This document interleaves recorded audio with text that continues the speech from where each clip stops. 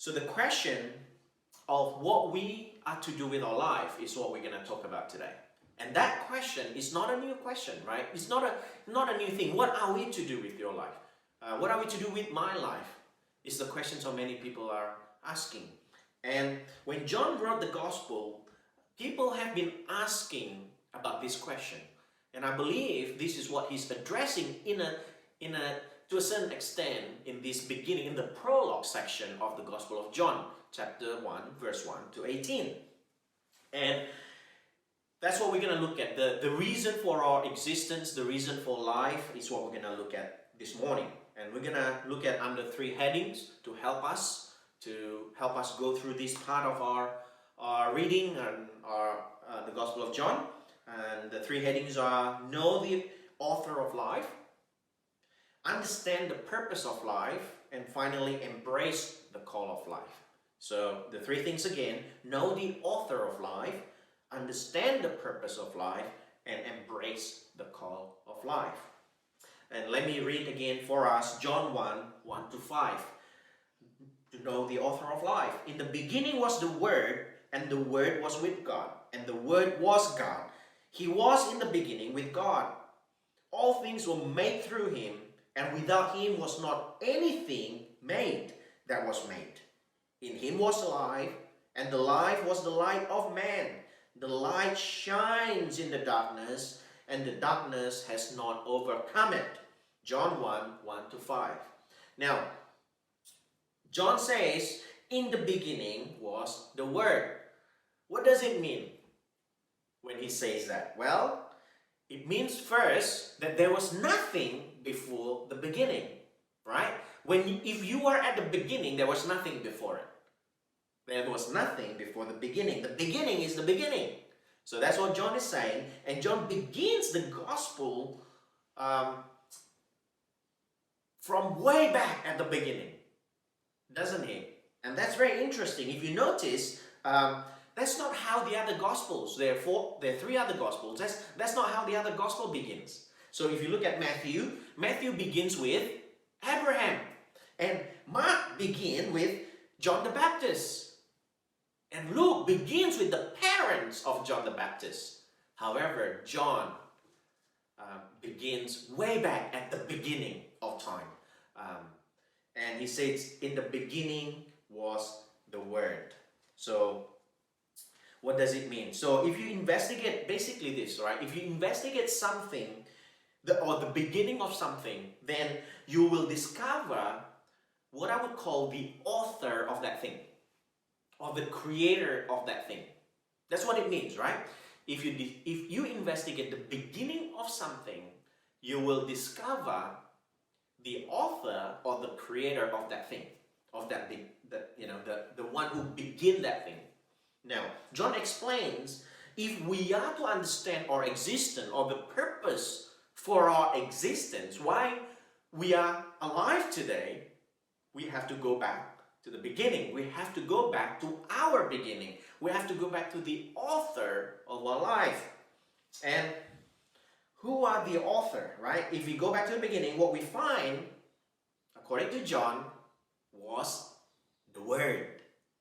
He said, in the beginning was the Word.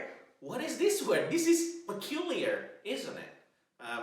I hope you find it peculiar because, this is not, unless you grew up in church or you've been around in a Christian circle and you know your Bible, this has become familiar words to you. This verse has become familiar to you. And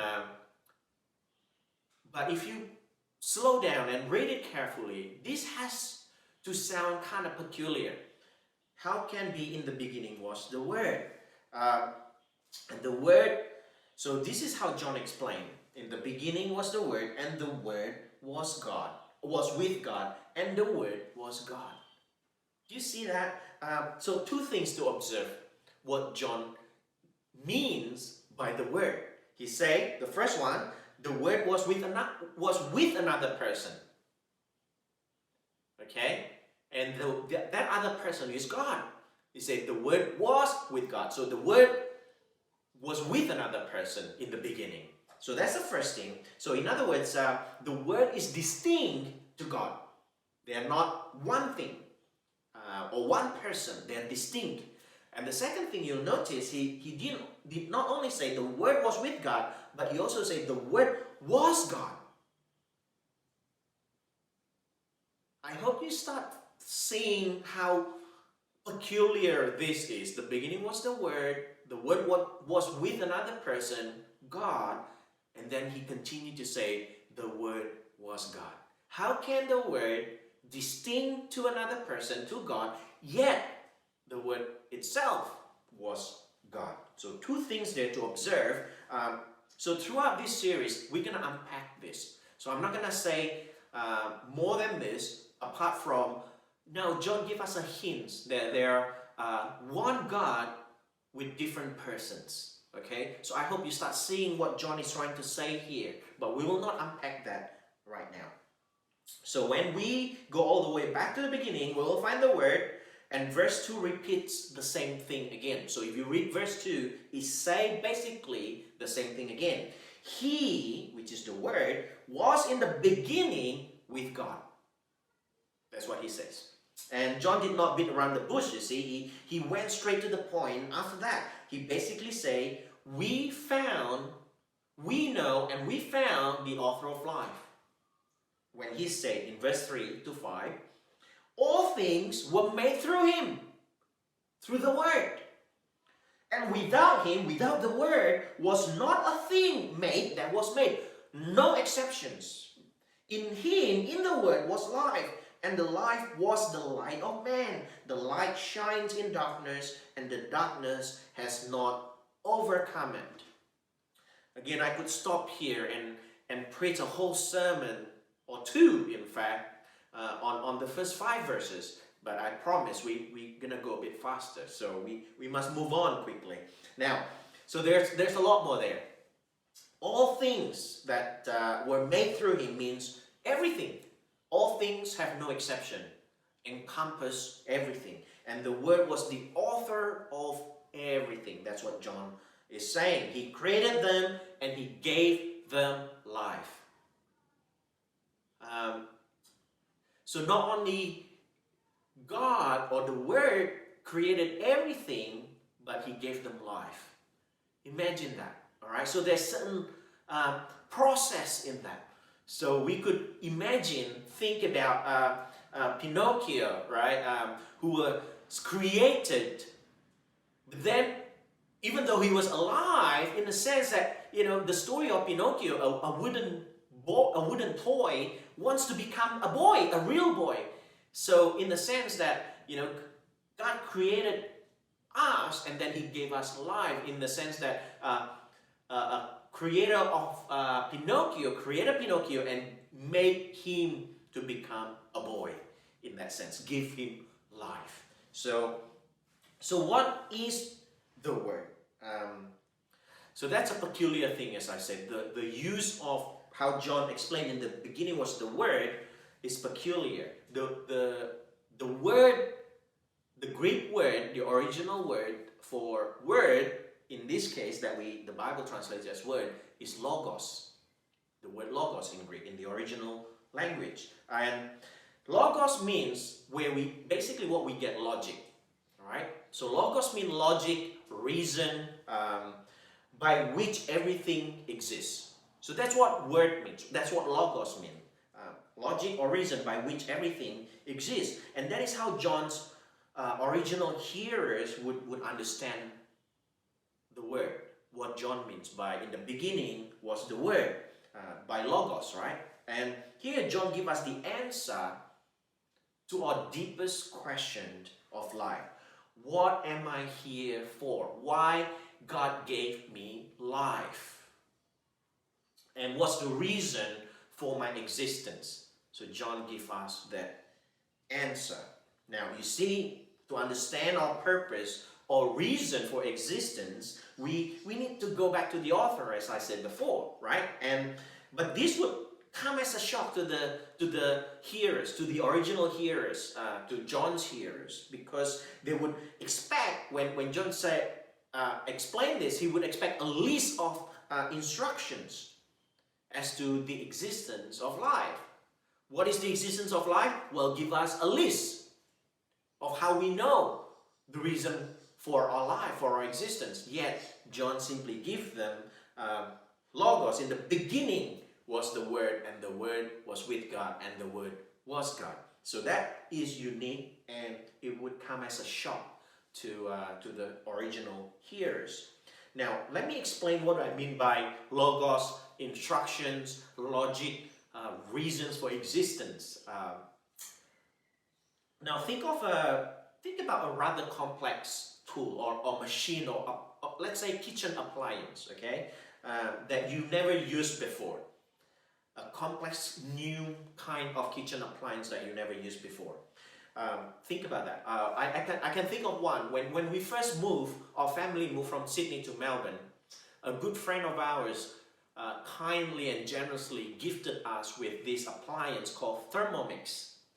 Some of you know what Thermomix is. It's not cheap, but it's complex. Do you know what it is? It's really a blender on steroids. So it can blend because it is a blender, but it can steam, it can make cake, it can make ice cream, it can weigh things, it can do all sort of things. It's kind of complex little things, little appliance. So I don't know what to do with it. It's like, I never own it, I never use it. So I need Logos for the Thermomix. Okay, I need the Logos for the Thermomix to know how to use it properly. So I reached out to a friend who gave it to us and asked some questions on how we could begin using this Thermomix, right? So, by the way, I'm not sponsored by Thermomix, but if someone from Thermomix listening to this, I'm happy to receive any royalty for mentioning your product. It's a good product. So I tried what my friend advised us on how to use it, and it works. Then I begin to use it, and it works. But after a while, I kind of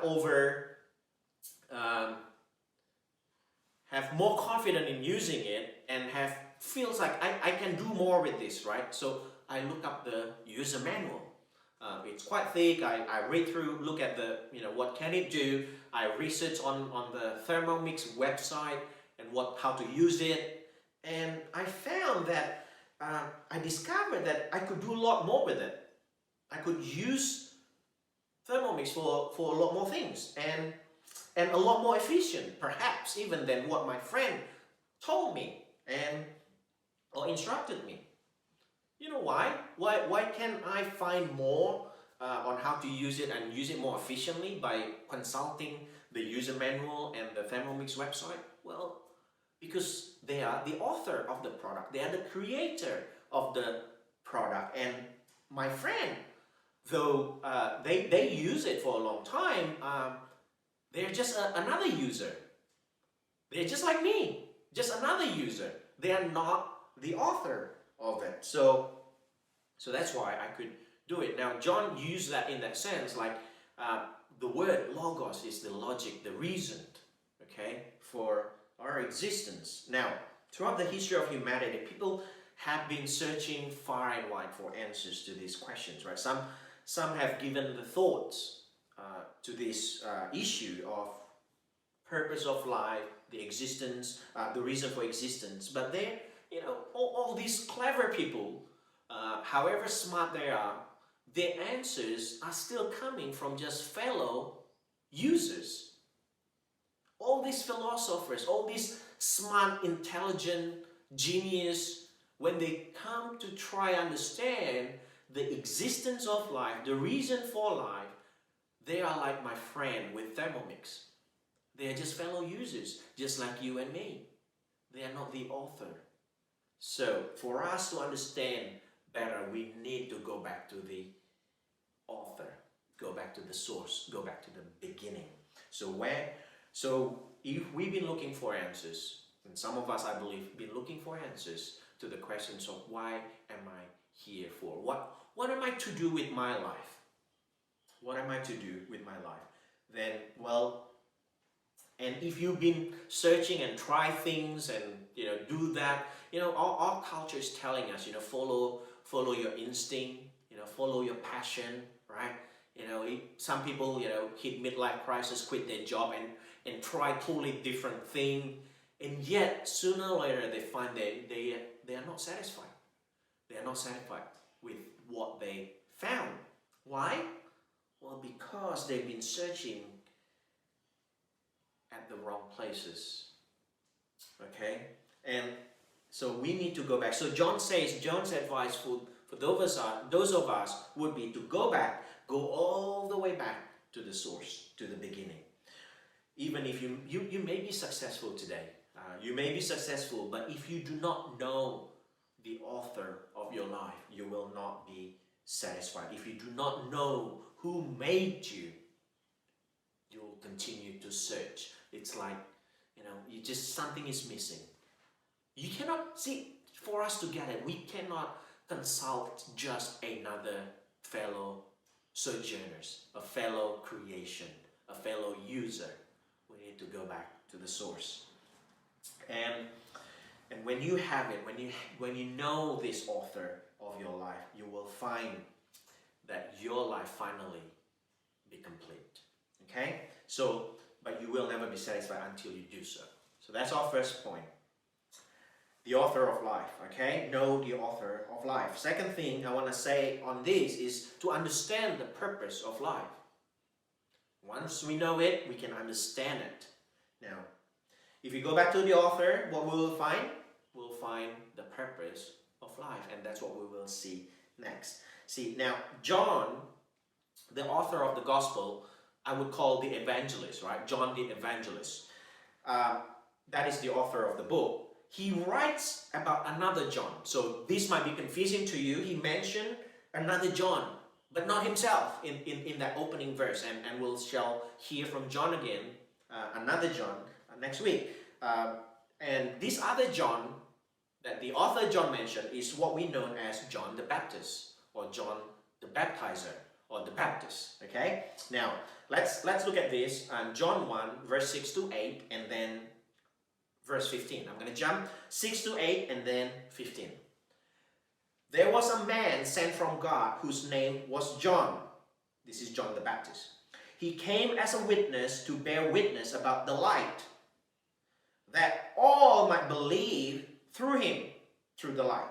He was not the light, but came to bear witness about the light. And then verse 15, in brackets, John bore witness about him, about the light, and cried out, "This was he of whom I said, he who comes after me ranks before me, and because he was before me." Now, some of your English Bible would have verse 15 in brackets. Okay? Why is it in bracket? Well, there's not much mystery to it. It's in bracket because it's connected to verse 8. Verse 6 to 8 describing about John the Baptist rather than to verse 14. Okay, so when verse 15 is 15 is written, it's kind of disconnected to the previous verse, so they put it in bracket. Okay, now John the Baptist, that what we just read here from verse 6 to 8, is someone who understands the purpose of his existence. Okay, and we shall look into this deeper next week. So, but now I want to mention two things. I want to highlight two things about John the Baptist based on what we just read. First thing is John was sent from God. John the Baptist was sent from God. And second thing, John the Baptist came to bear witness about God so that others may believe. So those two things basically set the scene for us. Help us to understand the purpose of life as John the Baptist understood clearly the reason for his existence. He was sent from God and he came to bear witness, but him, the author of his life. Now, so John understands clearly about that, and he understands his purpose, that is to bear witness. Now, that purpose of John the Baptist's life, the reason for existence, is the same as the purpose of your life and my life. How? How can I say that?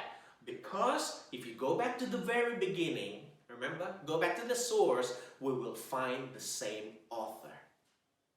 The author of John the Baptist's life and the author of your life and my life is the same author. And hence, because of that, we can say the purpose, the reason for our existence is that we are sent from God for this dark world, for this reason, to bear witness about Him, our author, our creator, so that others may believe in Him. So, now, that is our job, that is our purpose. I'm just going to say that is to point people to God in whatever capacity and role that God has given us. I understand not all of us are called to be a preacher. Not all of us are called to be in the church, to be in full-time ministry in the church. But all of us have the same Creator who sent us into the world to bear witness about Him, regardless of our role in this world, our talent, or the capacity that God has given us. The job is still the same. Now, our job is to point people to Christ, to Jesus, to God, to the light, to the Word, so that people may believe in Him. And the first 12 chapters of the book of John, as I said before, is what we call, what theologians categorize or grouped as the book of signs. So, why is it the book of signs? Well, first, sign as in miracles, okay? So, John used the word sign rather than miracle. So that's one thing, but also sign as in signpost that points to another. So signpost points to another. You and I are God's signposts. You and I are God's signs in the sense that we are God's signposts. That we have been designed and created to point people to God. That's our job. That's our purpose. That's the reason for our existence. Now, let me say this. There are no signs that are created to point to themselves. So imagine a sign that says, I am a sign. That would be useless, wouldn't it? Right? Imagine a sign that says, I am a sign. Well, duh, I know. So that would be useless. Somehow, a lot of people live their lives that way. Instead of living their life as a signpost pointing to another, they live their life to let others see them, to point to themselves. Look at me. Look how smart I am. Look how clever I am. As a preacher, our scene probably would be like, oh, look how amazing, how much knowledge of the Bible that I have, how much more I know about the Bible than you are. In other words, when I do that, I become a useless sign. I point people to me. When we show people, oh, how amazing we are, how kind we are, how thoughtful we are pointing people to ourselves and we become a useless sign. A useful sign, a sign that points to another, never to themselves. So if you want to be useful, be a sign. Give people direction to the one and only God, not to yourself. Final point, embrace the call of life. So our final point today, there's more to this, okay? So I'm feeling slightly guilty here because there's so much in this. The more I read and study the Gospel of John, the more I know there's so rich and so much in this that I'm skipping. So I'm feeling slightly guilty. So we'll leave it at that. Hopefully we can chip around as this is gonna be a long series, right? So hopefully we can go back a little bit, okay, throughout the series. So embrace the call of life. Some of us are doing this, embracing the call of life, but many of us, I guess, we are not, right? Some of us are embracing this. Know that yes, I'm an accountant. I'm a businessman. I'm a student. I'm a student living in my parents' house. I'm a mother. I'm a daughter. I'm a son. I'm a retiree, I'm whatever you are. I'm a nurse, I'm a businessman, I'm a developer. Some of us embrace the call of our life in the sense that, yes, those are the roles, the talent that God given me.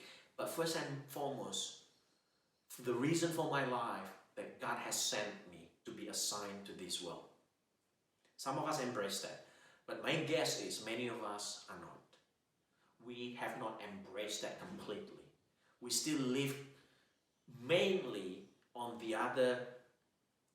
for the other talent, for the other thing that God has given us, the good things, the blessing that God has given us. And then there's this small part of our life, the 1 day a week, for 2 hours a week, or whatever that is, where we point people to God. And those people I would categorize as those who do not embrace the call of their life, who do not live out to the full potential of their life. Imagine, this amazing Thermomix that can do all sort of things, right? And I only use it to blend stuff, to use it as a blender. Then I would have wasted the life of that Thermomix. I could have just get a really cheap blender if all I need is to blend. And that's how we live our life a lot of the times. Most of the time. We are created for something so great and so amazing, yet we live our life just for ourselves, or for our career, or for our study, or for whatever reason that you live your life for. You have not lived to the full potential that God has created you for. So that's what I mean by not embracing the call of life. Why we do that? I believe it's because we have not truly seen the light. And that's what John, the evangelist, tried to explain here.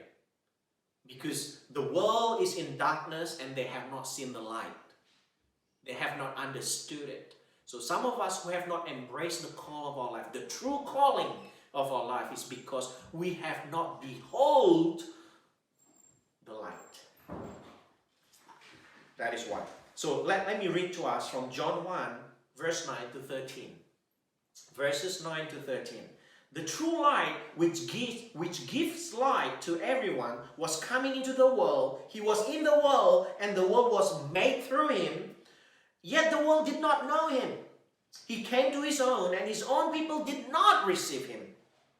And yet the world did not, but to all who did receive him, who believe in his name, he gave the right to become children of God, who were born not of blood, nor of the will of the flesh, nor of the will of man, but of God. If we are to embrace the call of our life and to live up to the full potential, the reason that we've been created by God, then we must behold the light. So the next question is, what is this light? Who is this light? So John talked about the Word, John talked about the light, John talked about John the Baptist who came to witness about the light. And so who or what is this light? Let's continue on reading, verse 14. And the Word became flesh, dwelt among us, and we have seen his glory, glory as of the only Son from the Father, full of grace and truth. So who's the light? Who's the Word? He's Jesus. God became flesh, he says. The Word became flesh, became physical, just like one of us. And dwelt among us. The word dwelt here means tabernacle. So we could say that the Word became flesh and tabernacled among us. See, tabernacle is, in the Old Testament, if we look at the Old Testament, is where God's presence was. The presence of God dwelt in the tabernacle. So what he's saying here is, the Word became flesh and dwelt among us, show us that God's presence now is in us. It's He's in the midst of us. And that's how amazing that is. And he said, we have seen his glory, glory as of the only Son of the Father, full of grace and truth. So Jesus came into the world, but many did not know him, John the Evangelist says.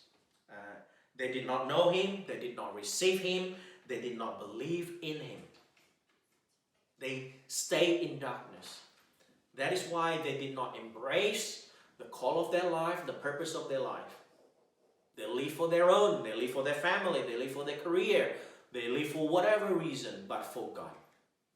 Now, but John explained to us the opposite side of it. There are people who did not receive him, did not know him, but yet there are those who know him and receive him and believe in him. But to those who know him, receive him, believe in his name, they are given the right to become children of God. Now, that is amazing. Do you realize how amazing the privilege of that, to become the children of God? Now, understand this. It says Jesus was the only Son of God, the only begotten Son of God. And Jesus was from the beginning, from eternity to eternity, always with the Father. See, the more you know, the more intimate you know someone, the more you would love that person. And there's no more intimacy or deeper intimacy than intimacy between God the Father and God the Son, who knows each other from eternity to eternity long. See the beautiful relationship between God the Father and God the Son. And then now he says, those who believe in him, in Jesus, will be children of God, will have that same intimacy as Jesus and the Father. That is an amazing privilege that so many of us take for granted. That to be called, to receive this gift of adoption, is to have that intimacy like Jesus, who knows God from eternity to eternity. So God extends that through all of us, through you and I, through Jesus Christ. We have access to God. See, you know what intimacy is? You know that closeness is? It's like, not everyone can be intimate with me, right? Or with you. Only certain people in your life that can be intimate with you. And that is a special thing. And through Christ Jesus, God extends that intimacy to you and I. So that is a great privilege. And that can happen because of what Christ has done for us. And so some of you listening this morning, today, need to take that step of believing. Need to take that step of receiving, beholding the beauty of this truth. That we can have that kind of intimacy to the author of our life. So I want to encourage all of us during this time, if you have believed in him, that you have received him, and that you know him, that you live out your calling, you live out the purpose that God has created you. So during this pandemic, COVID-19 pandemic, especially those of you in Melbourne where you're still in lockdown, or in other parts of the world that you're in lockdown, you know that we have been praying for some relief, right? We pray that we would get out of this lockdown. And that is all right. However, many of us pray that we could pray for, pandemic to be over, that we could get off this lockdown, so that, the reason is so that we could go on with our life, right? Some even have put their life on pause during this pandemic. Or if not completely on pause, we have put our life on this battery saving mode. On a computer or on a gadget, you can put it on this battery or energy saving mode where you don't switch on all the potential, all the features so that you can go longer. So during this pandemic, some of us have even put on this battery saving mode, energy saving mode, because we think, we pray to God, God, get out of this pandemic, get out of this lockdown so that we can get on with our life. Now, I don't think that is the attitude of someone who knows the author of their life. That shouldn't be our attitude. We shouldn't be putting our life on a pause or on a battery saving mode. We perhaps then say, well, I haven't been living out my Christian life or been pointing people to Jesus because it's pandemic. I'm in lockdown. I can't do all that. So I'm putting that on a pause. I'm on a battery saving mode. That is a wrong way of living your life or seeing how we should live our life. If that's all we do, if we live on this mode, battery saving mode, then we have been wasting our calling, our purpose. It's like that Thermomix that we use only for blending something. That would have been a waste. So I want to encourage all of us, even during this pandemic, we can live out our calling. We can live out the purpose of our life. Let us not put our life on pause. Let us not put our calling on battery saving mode. I would like to suggest, when we understand the author of our life, that he has a purpose for us, we must always run on full energy mode, full purposeful mode, full featured should be switched on.